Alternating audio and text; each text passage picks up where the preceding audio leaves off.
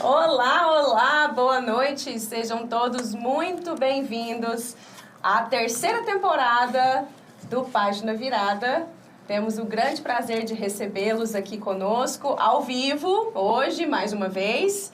E estamos muito animados. Podemos dizer, pessoal, que estamos muito animados? Com certeza. Com medo, porque dessa vez a gente encarou um desafio, assim, que não é para qualquer um. E vamos aqui já admitir que não nos sentimos capacitados para essa missão, mas estamos aqui empenhados em trilhar esse caminho com quem também estiver disposto a encarar o desafio de entender o nosso tempo. Nós nos propomos aqui, estamos nos propondo nesta temporada a entender a nossa cultura, mas de uma forma mais profunda do que geralmente é discutida por aí. Então vamos lá? Prontos, pessoal? Para todos? Aqui ao meu lado, André, Leolair, Gustavo e eu sou a Bianca. E é um prazer estar com todos vocês. E boas-vindas a quem está vindo pela primeira vez, tá bom? André, de cara, para quem não está acostumado, para quem chegou aqui, né, está estreando no nosso programa, fala aí pra gente, esse programa é para quem? Bom, esse programa foi pensado primeiramente para quem gosta de ler, para quem gosta de se informar. Mas, a partir do primeiro episódio, precisou de um episódio para mudar completamente o que a gente tinha pensado. E do primeiro episódio em diante, a gente meio que percebeu o que a gente tinha nas mãos. A gente tinha na mão uma sala de destaque, vamos chamar aqui de uma sala, né? Uma sala de discussão. Os cafofos. Pessoas que gostam de ler, que gostam de pensar sobre os problemas do dia a dia e trocar ideia, conversar. Então, acabou que esse programa, ele hoje é um programa voltado para quem gosta de ler, porque sempre tem um livro como o que vai orientar a temporada, mas ele permite também que a pessoa participe do programa sem ter lido, porque as discussões, elas são centradas no livro que faz a temporada.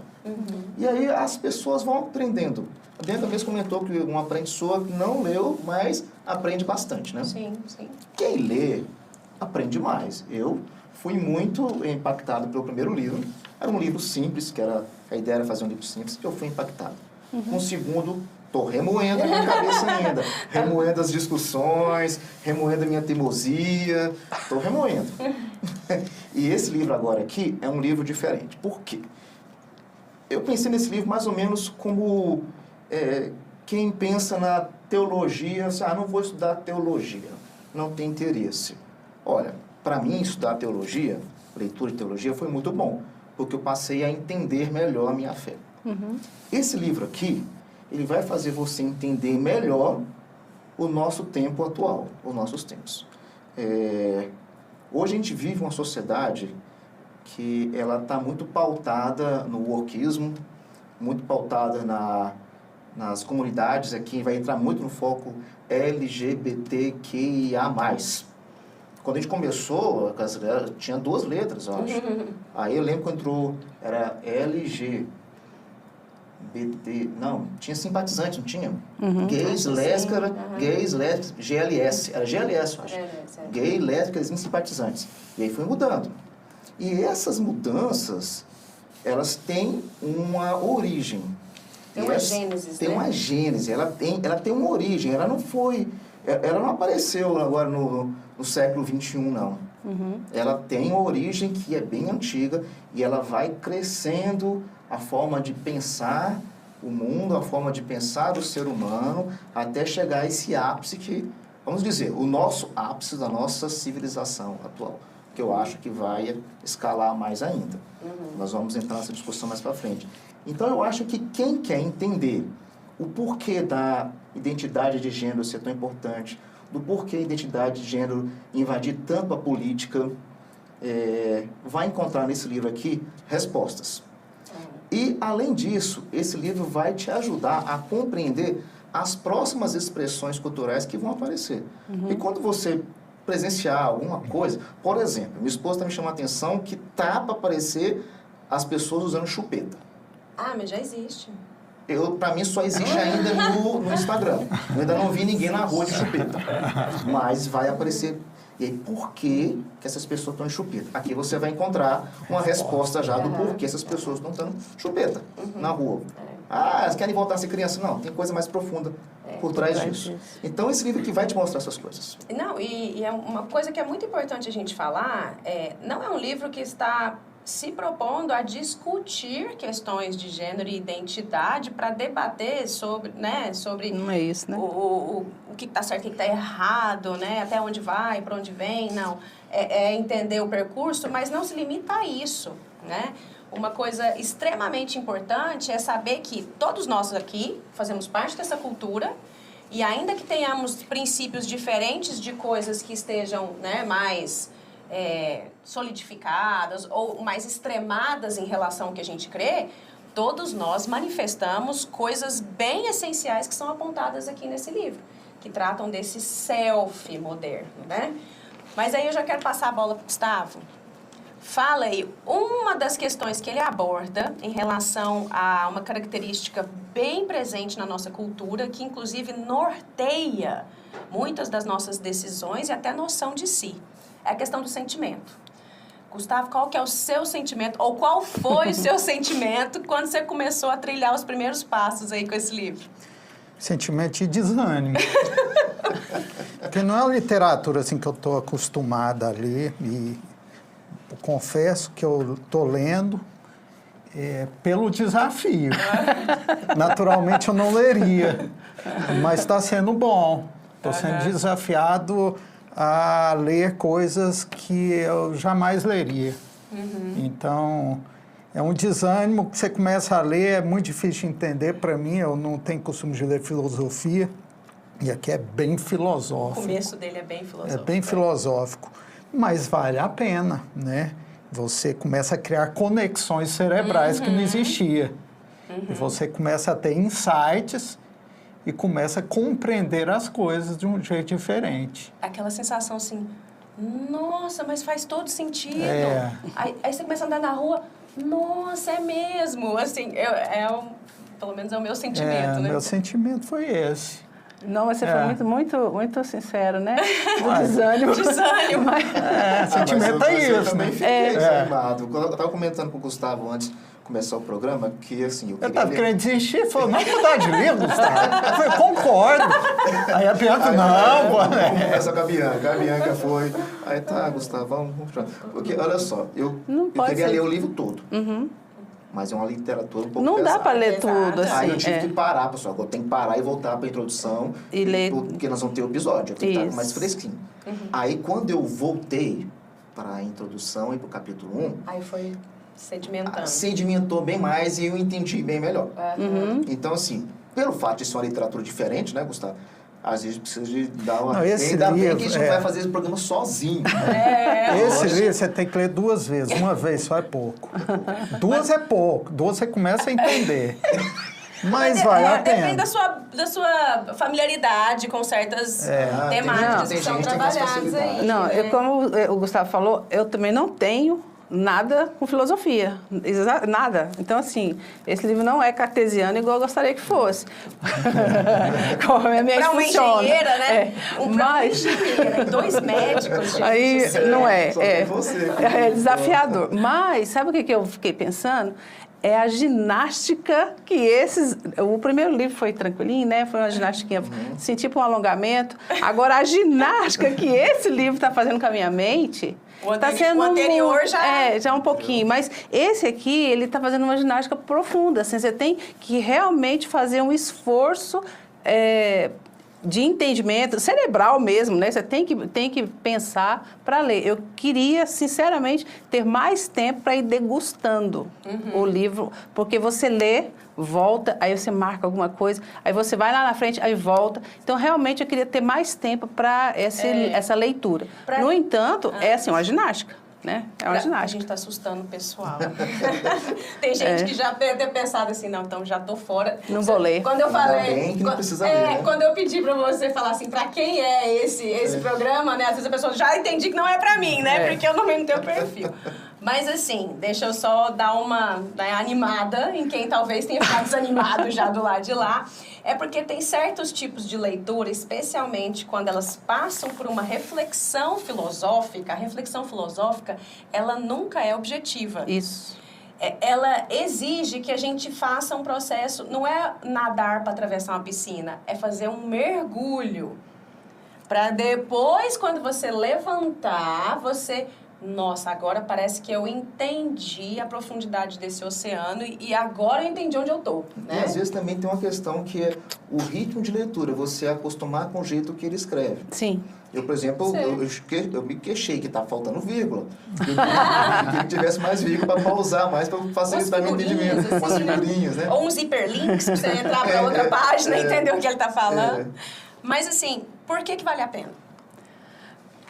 Porque ele traz, assim, são reflexões bastante profundas. Uma que chamou a respeito da nossa época, a igreja vendo essa época e como a gente traz a mensagem que não muda do evangelho para uma época que as pessoas estão mais do que nunca perdidas e ele consegue construir uma história ao longo dos séculos aqui, e ele traz várias teorias, como ele trouxe de Philip Heath, ele fala de Charles Taylor, aí ele vai falando Charles Taylor falando dos tipos de homem político, o homem lá de Atenas, ele vai falando, isso é muito interessante, é lógico que é uma teoria, e a gente...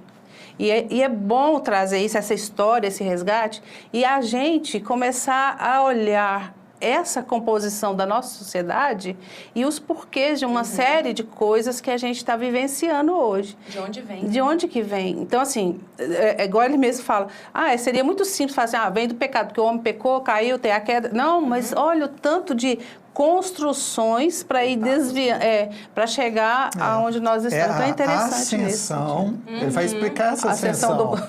A ascensão e o triunfo do self-moderno, que é a verdade internalizada. Isso. Porque antes a verdade não era internalizada, ela era externa, e agora ela é internalizada. Por isso, essa conversa que cada um tem sua verdade. Então, a gente entende isso. Isso é interessante nesse sentido. A gente consegue entender essas coisas. Mas o que é interessante é porque essa progressão, essa ascensão, ela foi com tijolinho por tijolinho. Então, tem uma nota que ele traz aqui, ele fala a respeito da dança. Quem viveu, hoje eu não vejo dança, mas quem viveu os anos 80, né, que via as danças de discoteca, né, que era uma dança assim, meio doida. Ele fala exatamente disso, da evolução da dança, que antes a dança te ensinava a pensar. Você tinha que fazer passos, tinha uma construção de pensamento com as pessoas que dançavam. À medida que os anos foram passando, eu pensei isso, nos anos 80, a discoteca era um monte de gente pulando. Aí você vai ficando... Aí você vê uma progressão... Eu vou falar isso, mas da burrice, a gente está cada vez mais burro. Então, assim, nem para dançar nós temos que pensar mais. Então, assim, isso ele fala dessa... Emoção isso. para vazar. Aí essa construção, esses tijolinhos nessa ascensão do céu. A ascensão, tem uma coisa que eu acho interessante, minha esposa fez arte na UFG, eu lembro dela, muito dela falar de desconstrução e ressignificar. Para mim, não, isso é coisa de cabeça de artista, mente livre, coisa e tal. Mas hoje eu estou entendendo esse negócio da desconstrução. A desconstrução, exato. Da autenticidade, né? E da arte não ter padrões. Porque até então existia padrões, né? A internalização da verdade reflete na dança, reflete na arte, porque a arte, hoje, a arte moderna, é o que você sente, a expressão do sentimento. Não interessa a beleza. Não existe referência. Não existe padronização. É subjetividade. E não existe regras. É você expressar algo. E é exatamente isso que vai tratar. Da coisa ser internalizada, verdade? É o homem, como é que fala? É o homem psicológico. E o individualismo expressivo, né? Que são as duas principais características do mundo atual. Calma, gente. Vamos chegar lá. Nós vamos falar lá. Mas, assim, tem uma coisa interessante que a gente precisa observar e que ele traz isso. É muito precisa a costura que ele vai fazendo das diferentes referências intelectuais, que uma foi plantando uma semente, a outra, enfim. O que esse livro faz é mostrar como que certas ideias intelectuais, porque, inclusive, é importante a gente falar isso, que tem a ver com o livro anterior. Ele deixa claro que nenhuma mudança, né, ou revolução, ou processo de ruptura cultural acontece sozinha. Tem a ver com um percurso intelectual que vai se sedimentando, que é o que ele apresenta. Tem a ver com questões de tecnologia. Também. Tem a ver com questões de hábitos, né, e de mudanças. A gente poderia destrinchar essa mesma, como é que eu digo? Esse mesmo processo de mudança cultural olhando a partir do uso de meios de comunicação. Sim. Porque eles também interferem. É a junção de ideias intelectuais com hábitos e o estilo de vida do ser humano. E uma tecnologia no meio. E uma tecnologia no meio que torna assim, totalmente... que torna totalmente, como é que fala? Fértil o terreno para que esse tipo de pensamento, valor e princípio cresça, se solidifique e ele assuma uma conotação de verdade. Ele passa a ser normatizador. Uma coisa que eu achei dentro dessa questão de ascensão, e que você começou a falar das ideias surgindo, né?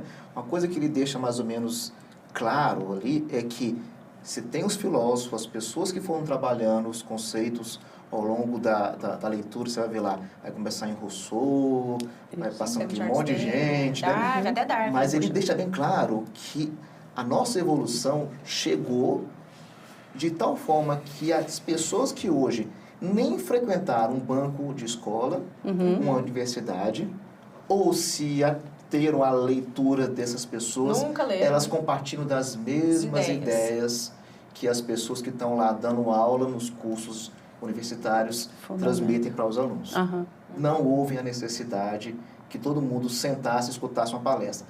A ideia foi disseminada. Consciente coletivo. Foi um consciente coletivo. Existe uma consciência. É o imaginário. É o que ele chama de imaginário. Imaginário, é o imaginário. Inclusive, ele explica o que é o imaginário coletivo. Teve uma hora que até nós vamos falar isso, mas assim, como que a cosmovisão, ou esse imaginário está dentro de uma cosmovisão que foi sendo mudada também.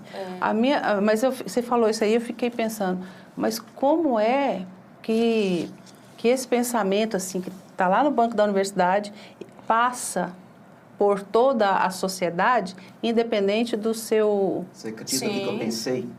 Pensei, a Bianca vai ter uma resposta para isso. Então vamos. Mas eu imaginei algumas coisas. Por exemplo, agora pode ser não ser tão expressivo assim. E tem mais um, pera só um pouquinho, só antes de você terminar. Isso foi proposital?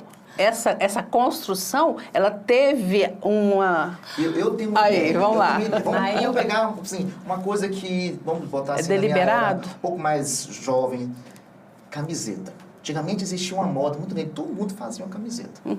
E aquela pessoa lá, aquele universitário, que fazia aquela camiseta branca com aquela frase, as pessoas liam, outras pessoas eram interessantes, me dá uma que quer dizer, eu não entendo muito bem, não, mas me dá uma camisa dessa aqui, vou vestir todo também. Mundo E aí o que era o nosso post de Instagram, na nossa época, eram as camisetas. E isso vai difundindo. Aí a pessoa lê aqui assim, eu acho que... É isso mesmo? Acho que faz sentido, eu acho que até eu sou assim, eu acho que eu sou isso aí, né? Vamos pegar, por exemplo, na área sexual, né? Que a pessoa não sabe o que ela é. Aí venham lá e põe uma camiseta, eu sou isso, né? Aí hoje, mais modernamente, através de um post de Instagram, um vídeo curto no Instagram, no YouTube. Parece que tem uma coisa a ver comigo esse negócio isso aí, né? Foi disseminado. Aí você vai criando, as pessoas que não estão na faculdade, mas viram aquela camiseta, viram aquele post, viram aquele cartaz, começa a absorver esse conteúdo e começa a se identificar com isso. Aí depois que se identifica, tem a próxima etapa que a gente vai falar, que é tenho que exteriorizar. né? Pois é, isso foi construção Você tá lá na deliberada? frente. Tô lá na frente. Então, É uma construção deliberadamente, foi proposital, Chega à ascensão. intencional ou isso foi sim? Não, Eu tenho minha teoria. Existe Faz um uma pouco teoria. disso, mas deixa eu já até me posicionar. Por exemplo, isso, inclusive, é até uma forma que a gente tem que dar a cara a tapa, né? O cristão, às vezes, se posiciona muito assim. De falar assim, é porque essa esquerda, né, que quer acabar com o negócio da família, como se tivesse, assim, umas forças do mal ali dominando o poder político e tem mesmo. arquitetando toda a desconstrução de valores cristãos de forma proposital e com propósitos, assim, de maldade mesmo. Vocês vão ver pelo livro que ele apresenta diversas questões que mostram que existe. Tá? Eu acho que assim, a gente sabe que existe também coisas que são construídas intencionalmente para desfazer aquilo que o inimigo tem sustentado. Então, seja de um lado ou de outro, se eu enxergo aquele como um inimigo, eu vou combater ferozmente e vou usar artimanhas para desconstruí-lo. Existe. E do outro lado também, tá? Mas não podemos esquecer que certas coisas vão sendo construídas em termos de valores, princípios e ideias que, de repente, alguém passa a entender que aquilo ali é o certo. E nos tempos que a gente vive hoje, digital, que os algoritmos te entregam apenas o que está ali dentro da sua bolha, gente, eu nem lembro agora qual foi o autor que falou isso, mas assim, não lembro nem se foi ele ou se foi o outro que a gente estava lendo. Se você, nos dias de hoje, tem a sensação de que você está vivendo num mundo completamente diferente de uma outra pessoa lá que pensa... É porque você realmente está. Vocês estão vivendo mundos opostos. Não tem a ver só com o estilo de vida. Isso aqui, e tudo que a gente consome por aqui, os algoritmos estão de fato.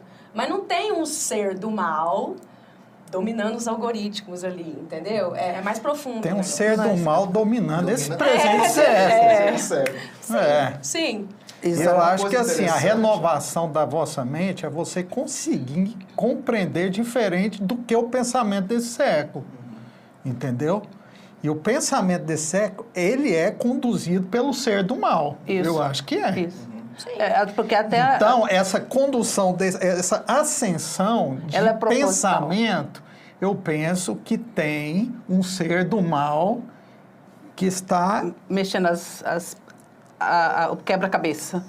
Está criando uma ilusão, as pessoas estão vivendo uma mentira. Sim, isso é verdade. Uma mentira. E ninguém é melhor do que te persuadir sobre uma mentira do que o pai da mentira. Do que ele. Do que o pai da mentira. Ele é mestre nisso. Isso. Ele é mestre nisso. Mas só uma observação, quando citou esse negócio, acho que vai ser interessante para quem for ler, e até para quem se interessar nesse assunto, que até essa questão da a esquerda está destruindo a família, a gente vai aprender na literatura aqui, que começa bem antes do surgimento da esquerda. Sim. Destruição da família, as questões que são referência à família, os padrões familiares, eles precisam ser destruídos, mas vem muito antes do surgimento de Karl Marx. Sim. Você não falou, né? Nem o nome, né? O quê? A gente não falou o nome do livro. Não falou. Mas, gente, culpa minha. Pra quem tá de novo. De novo. Eu falo e não falo aqui, ó. O livro, né, que tá na base da nossa discussão é A Ascensão e Triunfo do Self Moderno, o pensamento contemporâneo explicado para os cristãos com profundidade, clareza e força, do Carl Trueman. Mas que fique bem claro que, apesar deles direcionar, especialmente a etapa final do livro dele, né, para os cristãos, porque ele dá algumas diretrizes e antecipa algumas mudanças e possíveis posicionamentos, mas, assim, ele é um livro que um não cristão pode ler. Tranquilamente vai entender toda essa descrição que ele faz do percurso intelectual e as mudanças do nosso tempo, né? Até porque ele é um lorde. né? Ele, assim, ele vai apenas explanando. Ele faz toda uma... Aparece um survey, o que ele faz aqui, é quando ele busca, assim, a história, sabe? Ele traz esses fatos históricos e ele vai levando, usando esses autores, inclusive, ele vai levando para esses fatos, conectando com a ascensão do self. E ele vai só apresentando, ele não vai fazendo julgamento de valor no meio do caminho. Isso, muito legal. Ele coloca uma frase que eu achei muito interessante. A honestidade não é opcional. Então, ele quer ser honesto com que cada um desses contribuintes aqui falou. Sim. Ele não quer julgá-los, ele só quer relatar. A pessoa falou isso, escreveu isso, e o pensamento dele contribuiu para isso. Pois é, mas eu continuo pensando que esse aqui é aquele caminhar da história que não é acidental, ele é proposital, ele está caminhando para um clímax, como a gente vê aqui, assim, olha, ele fala aquela parte da revolução sexual em que vem a pílula anticoncepcional, depois aquela filosofia dos anos 60, aquilo tudo ali foi um progressivo para chegar, né, nessa situação. Então, assim, não é assim, acidental. Não é acidental. É um caminhar da história para tem uma série de elementos que favorecem e criam um campo fértil para isso. Isso. Mas existem algumas ideias que alguns já defendiam, que aos poucos, assim, o contexto foi ficando muito favorável para que aquelas ideias fizessem sentido naquele contexto. Sim. E aí elas ganhassem corpo e se desenvolvessem. Porque, assim, já teve muita ideia muito distante da nossa cultura, falada no passado, que morreu por lá. Essas não, elas foram ganhando corpo porque o contexto foi tornando cada vez mais favorável para que elas se desenvolvessem. Certo. Mas, assim, a questão que o Gustavo colocou, né, sobre vivendo nos tempos maus, assim, são valores distorcidos e tal. Mas a gente não pode deixar de considerar, por exemplo, que a gente vive a ascensão que se manifesta especialmente em questões de identidade de gênero, mas o que ele explana aqui sobre as características do self moderno não diz respeito só à questão de identidade de gênero. E nesse sentido, nós vemos claramente que esse self moderno está muito presente no cristianismo de hoje. Na forma como diversas igrejas se manifestam e conduzem a caminhada cristã e a vida religiosa. O self moderno está presente demais dentro das igrejas. Dentro da nossa casa, dentro da minha vida. Essa aqui. E aí, é bom que aí a gente já até dá umas deixas, assim, do que ele fala sobre características do self moderno, que a gente não vai explicar, mas já para as pessoas saberem... O que é o self? O que é o self? Características principais do self moderno. Você sabe que quando eu vi a capa do livro, assim, a Bianca mostrou, estava até aqui sentada aqui, eu olhei de lado assim, não, esse livro a Bianca deve gostar, vai falar sobre self, ela gosta muito do Instagram. Quando eu fui ler, eu falei assim, mas eu não quero falar nada do Instagram aqui, não. Ele fala 3 coisas. O foco na interioridade, 3 coisas que caracterizam o self. O foco na interioridade, na vida psicológica interior, então ao invés do que a cultura fazia antes, que era o homem para fora, agora é o homem para dentro de si, né? A outra coisa que ele fala, que é a noção, como é que é? A afirmação da vida cotidiana que se desenvolve nessa era moderna e a noção de que a natureza nos fornece uma fonte moral interna, a minha verdade própria, né? A minha fonte moral interna. Você não vê fora de você. E não algo dado. Não. Então, é sua, você constrói. E aí ele fala o seguinte, a questão do self é perguntar o que é que torna uma pessoa feliz. Então, minha felicidade. Já vamos adiantar que é isso aqui que a gente vai tratar já no próximo programa. E só para também já antecipar que percurso que a gente vai fazer, né? Na primeira parte do livro, a gente não vai esmiuçar o livro, tá, gente? Mas, assim, os 2 primeiros capítulos é contextualizando que self é esse, que indivíduo que nós temos, qual é a cultura onde nós estamos, que está bem evidente, e ele, assim, destrincha. Depois ele vai mostrar como que chegamos até aqui. Os porquês dessa construção. E, por último, ele dá algumas diretrizes, né? Então, próximo programa, quinta-feira. Quinta-feira que dia, gente? Quinta, 28. 28 de agosto, às 20 horas. Edre?